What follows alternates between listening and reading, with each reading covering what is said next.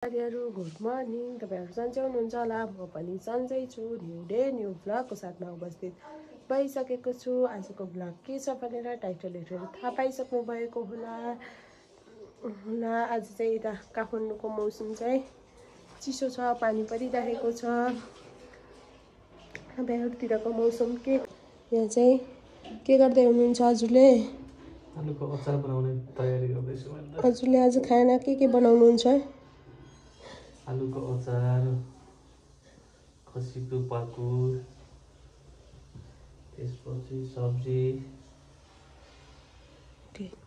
साथीहरु आजको खाना चाहिँ मेरो बुढोले बनाउनुहुन्छ।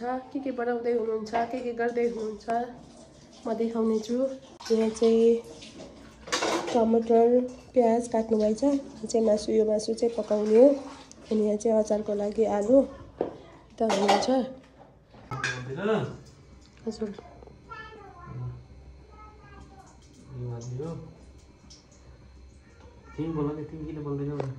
यहाँ कस्तो साथीहरु मेरो बुढोले चाहिँ के कसरी पकाउनुहुन्छ म देखाउने छु। हेर्दै गर्नु होला। भन्नु के राख्नुभयो, के गर्नुभयो।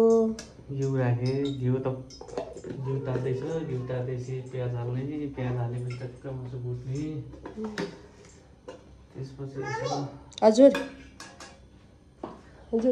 नानी र छोरी चाहिँ यहाँ छन्, दुईजना। जिरा हाल्नु पर्यो पहिला सुरु। जिरा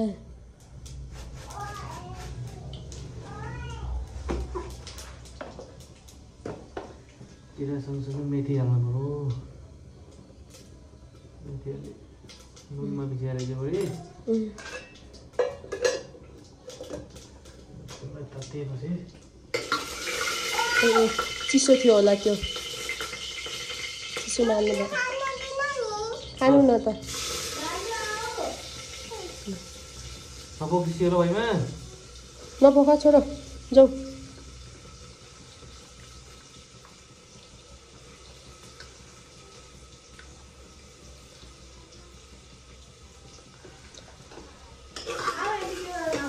भन्नु न।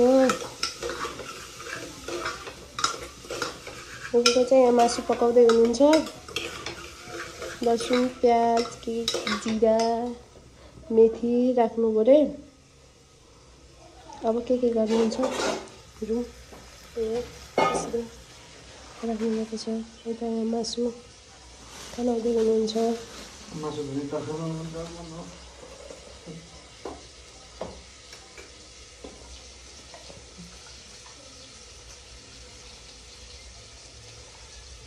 भन्नु यहाँ अझै छुटे छ बुढो।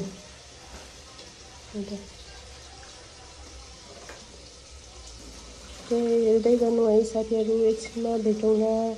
म सबै देखाउने छु। आज चाहिँ बुढोको भ्लग मात्र आउनेछ, किनकि आज बिदाको दिन भएर अरू दिन चाहिँ मेरो बुढोलाई टाइम मिल्दैन। आज बिदाको दिन चाहिँ खाना बनाएर खुवाउँछु भन्नुभएको थियो। त्यो हिसाबले चाहिँ आज मैले पनि किचनकै भ्लग लिएर आएको छु। के राख्नु? प्याज भुट्दै हो। यहाँ चाहिँ भुट्दै हुनुहुन्छ बुढो नै। यहाँ हुनुहुन्छ।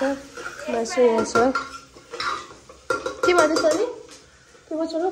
मेरो छोरी चाहिँ यहाँ आलु खाँदैछिन्। अब चाहिँ बुढोले मासु राख्दै हुनुहुन्छ।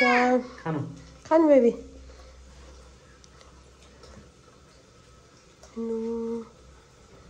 साथीहरु तपाईहरुकोतिर के कसो छ मौसम? काठमाडौँमा चाहिँ पानी परेर पानीले लास्टै दुःख दिइरहेको छ। हजुरकोमा बनाएको रे अनि नाचेको भिडियो मेरोमा हो। ठिक छ छोडिदेऊ, केही हुन्न। बुढो चाहिँ यहाँ मासु राख्दै हुनुहुन्छ साथीहरु।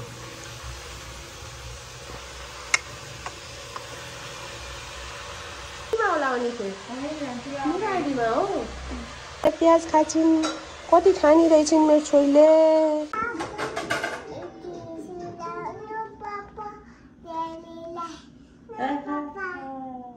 भन्नु के पाको यसो खोलेर देखाउनु त के कस्तो भयो मलाई। हजुर ओके ल साथीहरु एकछिनपछि देखाउनुहुन्छ अरे। यहाँ चाहिँ पकाउँदै हुनुहुन्छ। मोटर फुक्दैछु अब। खै देखिन मोटर। मेरो बुढो चाहिँ यहाँ मटर फोक्दै हुनुहुन्छ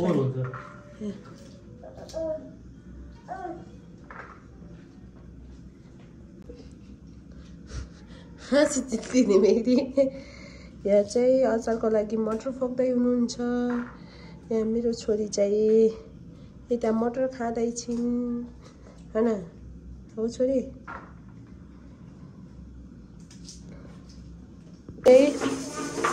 यहाँ चाहिँ अचारको लागि आलु अनि यहाँ प्याज अनि यता मासु पाक्दैछ। नानीले यता के गर्दैछिन् अब के गर्छिन् नानीले देखाउने छु। हेर्नु साथीहरू तेलमा हो तेल होइन तेलमा आलि हो उठेर पिस्ने त झान्ने पो तेलमा भयो भयो है मासु निकालिदेऊ नानी बन्द गरिदेऊ त्यसैमा बसाले नि हुन्छ आउँछ हो नआएर सिकिन्छ सिक्दै त छौ गरेकै त छौ नि कहिले गर्ने हो र यहाँ भन्दा ए खाएको सबै गरेको राख्दिने म त्यस्तै धेरै उ भयो भने डर छ सानी तितो हुन्छ के अनि सानो भयो नानी फेरि खाना प्लेट खोइ त्यतिले हुन्छ त चिसोमा नराख है। यहाँ चाहिँ नानीले तिल भुटिन् डढे जस्तो छ तिल पनि खै खाना बनाउन सिकाउन लगाएको साथीहरू एउटा सिकायो एउटा बिर्सिन्छन् एउटा सिकायो एउटा बिर्सिन्छन् गाह्रो छ हो। ए नानीले चाहिँ यहाँ अचार झान्नलाई छिन् ल राख के छ नि तँ खरियोको तेल ल राख न सानो नचला न दिदीलाई खरे होला राखिदेऊ सबै बस्नु यस्तो डराउँछु नि खाना पकाउन लास्टै डरपोक छिन् यस्तो डरपोक भएपछि के गरी खान्छन् खुर्सानी हाल पड्किन्छ है अनि बेसार खोइ त्यो बनाइखेन त्यो खरिन दिने त्यसपछि त्यो यता साइडमा हाल्ने यहाँ हाल्ने हो क्या बेसार हाल्नु साथीहरू यिनले चाहिँ अचार झान्नलाई यहाँ बेसार मेथी अनि लसुन खुर्सानी अलि हाल बेसार त हुन्न छोरी हाल्दैछौँ साथीहरू। अब चाहिँ हाम्रो लगभग खाना चाहिँ रेडी भइसक्यो। उडोले मासु अनि भात बनाउनु भयो। नानीले चाहिँ अचार बनाउँदैछिन्। अब हामी एकछिनमा खाना खान्छौँ साथीहरू। अब म अचार झानिसकेपछि भेट्नेछु साथीहरू खाना खाने बेलामा। साथीहरू यहाँ चाहिँ मेरो बुढोले मासु पकाएर खनाउँदै हुनुहुन्छ। मासु चाहिँ फाइनली यस्तो बनेको छ। यहाँ चाहिँ अचार पनि रेडी भयो। भात छ। अब हामी खाना खान्छौँ। बनिसक्यो यसरी। मेरो बुढो चाहिँ यहाँ खाना राख्दै हुनुहुन्छ। अब हामी खाना खान्छौँ। के राख्दै हुनुहुन्छ बुढो हजुरले? के हजुर राखेको देखेन त्यसरी राख्नु न।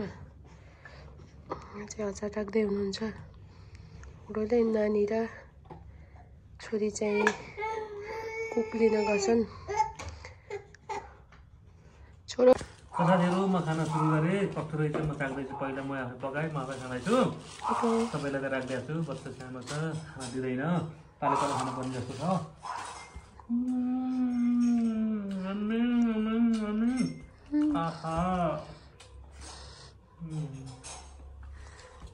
सानी के गर्दै हो? सानो यता हेर्नु कुकुरले राख्यो। अहिले चाहिँ कति रातिको आई थिङ्क 9 बज्यो। मैले चाहिँ दिउँसो भ्लग बनाएँ स्टार्ट गरेर बनाएँ पनि तर इन्ड गर्न चाहिँ बिर्सेको रहेछु। त्यसकारण मैले अहिले यति बेला इन्ड गर्दैछु। यति जेलसम्म हेरेर साथ दिनुभएकोमा साथीहरू धेरै धेरै धन्यवाद। भोलि फेरि न्यू डे न्यू भ्लगको साथमा उपस्थित हुने नै छु। त्यति जेलसम्मको लागि बाई बाई।